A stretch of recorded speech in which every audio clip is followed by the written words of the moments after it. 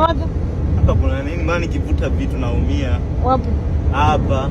Yaani niangalizie kama nishaota ndevu, nikivuta vitu nakuwa naumia. Wewe ushabalehe. Bado sijaona. Ushabalehe, hiyo inaitwa kolomeo. Yaani mwanaume lazima awe na hiyo ndio aitwe mwanaume. Kwani kuna mtu ana? Yaani hiyo ni kama vile wanaume yani ndio kuwa na kolomeo. Ndio wanaume huko hapa. Mbona wanawake wanayo? Hatuna. Mnayo? Hatuna. Chakula mnamezea wapi? Sasa kuna kidevu na kuna kidevu chenye kolomeo. Si wewe unacho? Yaani ushaje kusikia mtu anakuambia huna kolomeo? Yaani una siri? Kwani yeye alioni? Uchunzi vitu. Vitu si kwenye friji au vitu gani anakuwa anataka mchunzi? Kwani mimi nimekuwa box au mfuko? Wewe na wewe una kolomeo kweli wewe? Umekuja kusema dada watu wewe alikutongoza yeye. Yupi? Ndio maana kweli wewe bado wewe. Bado nini? Bado nini? Balehe hajakaza vizuri.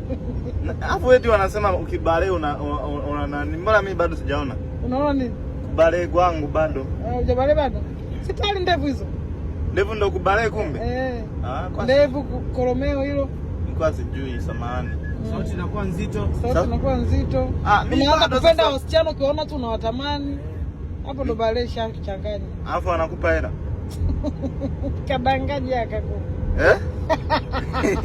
Alafu ukiona balehe. Kwa hiyo ukiona balehe unajiona kwamba leo niko na balehe. Kuna harufu fulani hivi unakuwa nako. Harufu ya utu uzima. Ka utu uzima. Yaani jasho linakuwa lina harufu kali. Inabidi uwe msafi. Haya sasa hivi nina jasho ninanuka. Ndo tayari. Kama balehe. Ni balehe Jesus.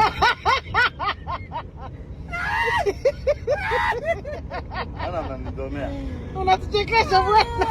Sina kazi sana. Na kazi yani unimsalaba nilijitrika jamani. Umefanyaje?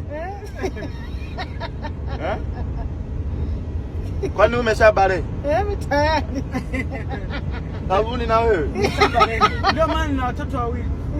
Huwezi kumiliki watoto bila kubale. Haiwezi. Basi Mungu hapa aliweka maajabu. Kwa mimi hapa sasa naweza kupata mtoto. Kwa sababu nina hizi ndevu. Na kolomeo.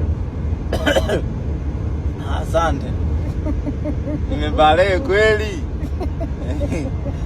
Acha nianze kuletea kesi sasa.